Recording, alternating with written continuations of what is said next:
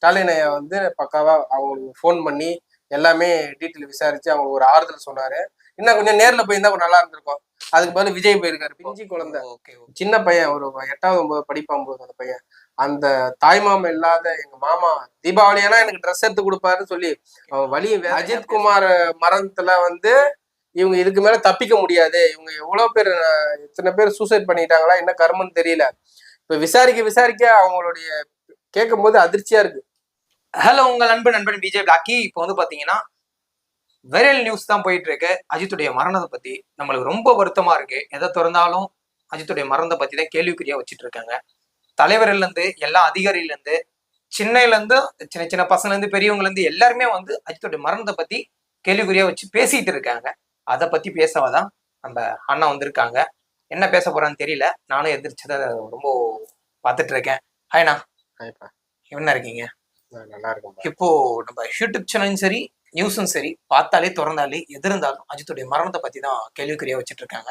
Last வரைக்கும் அவருடைய மரணத்துக்கு ஒரு நல்ல சொல்யூஷனே கிடைக்க மாட்டுது. அதை பத்தி நீங்க என்ன நினைக்கிறீங்கண்ணா? இல்ல, இப்போ சொல்யூஷன்லாம் எல்லாமே கிடைச்சிச்சு. மக்கள் வந்து நல்லா வந்து ஆதரவு கொடுக்குறாங்க, வீட்டுக்கு ஆதரவு கொடுக்குறாங்க. முதலமைச்சரே டைரக்டா ஃபோன் பண்ணி பேசியிருக்காரு. ஏன்னா சாத்தான்குளம் மேட்டர்ல வந்து பாத்தீங்கன்னா எடப்பாடிலாம் ஒண்ணுமே பேசல, ஒரு வாயே திறக்கல. ஏன்னா இவரு ஸ்டாலின் ஐயா வந்து பக்காவா அவங்களுக்கு ஃபோன் பண்ணி எல்லாமே டீட்டெயில் விசாரிச்சு அவங்களுக்கு ஒரு ஆறுதல் சொன்னாரு. இன்னும் கொஞ்சம் நேர்ல போயிருந்தா கொஞ்சம் நல்லா இருந்திருக்கும். அதுக்கு பதில் விஜய் போயிருக்காரு இப்போ. ஓகேண்ணா. இப்போ அது மட்டும் இல்ல, ஒரு அஜித் குமாருடைய ஏழ்மையான ஃபேமிலி அவரு கட்டி போட்டு நல்லா அடிச்சிருக்காங்க. இதை வந்து அடிச்சதுக்கு யாரு அடிச்சது, இது எல்லாம் என்ன காரணம் அப்படின்னு கண்டுபிடிச்சிட்டேன். நிக்கிதான்றவங்க தான் வந்து பொய்யான புகார் கொடுத்து அவங்களுடைய வேலையை குலத்தொழிலே இதாதான். ஏன்னா அவங்க வந்து ஃபுல்லா ஃப்ராடு வேலை பார்க்கறது, ஃப்ராடு வேலை, இந்த மாதிரி வேலை பார்த்துட்டு தான் இருந்திருக்காங்க. அது கேட்கும் போது ஒரு ஒரு பொம்பளை இந்த மாதிரிலாம் பண்றாரு பார்த்து காரி துப்பது ஒண்ணுது. ஏன்னா சாட்டை முறைன்னு சொல்லியிருந்தாரு, அசிங்கமா சொல்லியிருந்தாரு, கெட்ட வார்த்தைலாம் போட்டு பேசியிருந்தாரு. ஏன்னா அந்த வார்த்தைக்கு தகுந்த மாதிரி தான் அவங்க இருக்கிறாங்க. ஏன்னா கணவரை ஏமாத்திருக்காங்க, சுத்தி இருக்கிற சொந்தக்காரை ஏமாத்திருக்காங்க, அவங்களோட குலத்தொழிலா இருந்திருக்கு. அவங்க அப்பா வேற சப் கலெக்டரான், அவரும் சேர்ந்திருக்காரு. 3 சாத்தான்களும் சேர்ந்து நாட்டையே விட்டு சுரண்டி தின்றுருக்கும் பொழுதுங்க. அதுக்கு உண்டான பதவி அவங்க கிட்ட இல்ல. இந்த பதவியை வச்சே இவ்வளவு அநியாயம் பண்ணியிருக்காங்க. ஓகேண்ணா. இப்போ நிறைய பேர் வந்து கேள்வி கேட்டது ஒரே ஒரு தான். இப்ப இந்த ஏழை குடும்பத்துக்கு உசுறு போயிடுச்சு, அவங்களுக்கு என்ன, அந்த குடும்பத்துக்கு என்ன ஒரு பாதிப்பு இருக்கும் அப்படின்னு அவங்க சர்க்கிள்ல இருந்து பேசியிருக்காங்கல்ல. அஜித்துடைய அவங்க சர்க்கிள்ல வந்து பேசியிருக்காங்க. அவங்க அம்மாவுக்கு எவ்வளவு வலியா இருக்கும், அவங்க அண்ணன் தம்பிக்கு எவ்வளவு வலியா இருக்கும்னு நமக்கு தெரியாது. ஏன்னா அந்த இடத்துல இருந்து பார்த்தாதான் அந்த வலி வேதனை ஒரு மனுஷனுக்கு நரம்பு செதைன்ற மாதிரி ஒரு ஒரு வலி வேதனை வந்து நம்ம எனக்குள்ள இப்ப என் வீட்டுல ஏதோ ஒரு பிரச்சனை இருந்தாதான் எனக்கு அந்த வலி இருக்கும். ஆனா இந்த இவ்வளவு வலியும் வேதனையும் வச்சுக்கிட்டு அவங்கள வந்து எல்லாரும் பேட்டி எடுக்கிறீங்க, மறுபடியும் அவங்கள ரொம்ப தொந்தரவு பண்றீங்க. வேணாம், இதோட நிப்பாட்டுங்க. அவங்களுக்கு ஆதரவு சொல்ற மாதிரி இருந்தா நேர்ல போய் சொல்லுங்க.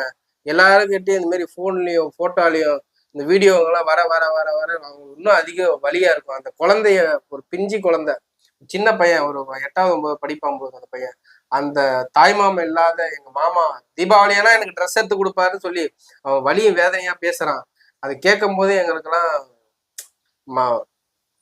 சொல்ல முடியாத ஒரு கஷ்டமா இருக்கு. எப்பவுமே நீங்க ஜாலியா பேசிட்டு இருப்பீங்க, இந்த விஷயத்த கோசமா பேசும்போது உங்க கண்ணெல்லாம் கலங்குது. ஏன்?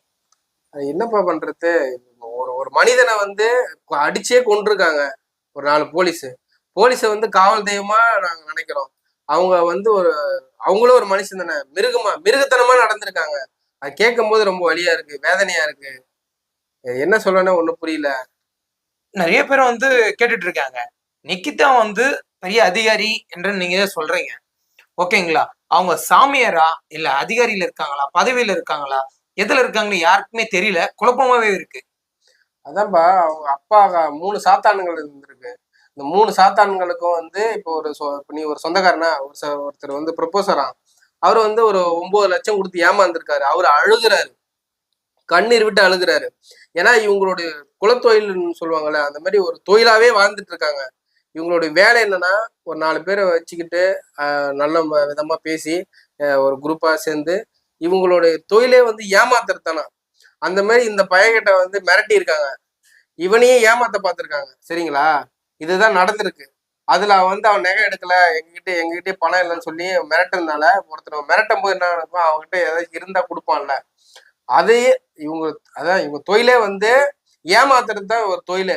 அந்த தொழிலா வச்சிருந்து இவனை ஏமாத்திருக்காங்க, அவங்க வீட்டுக்காரை ஏமாத்திருக்காங்க. இப்போ தொடர்ந்து ஏமாத்தினா கடவுள் மேல இருந்து பாத்துட்டு இருக்காருல்ல, இவங்களை வந்து என்ன பண்ணணும்ட்டு. இப்ப சரியான இதுல மாட்டிக்கிட்டாங்க அவங்க. ஓகேண்ணா. அஜித் குமார் மரணத்துல வந்து இவங்க இதுக்கு மேல தப்பிக்க முடியாது. இவங்க எவ்வளவு பேர் இத்தனை பேர் சூசைட் பண்ணிட்டாங்களா, என்ன கர்மன்னு தெரியல. இப்ப விசாரிக்க விசாரிக்க அவங்களுடைய கேட்கும் போது அதிர்ச்சியா இருக்கு. ஓகேண்ணா.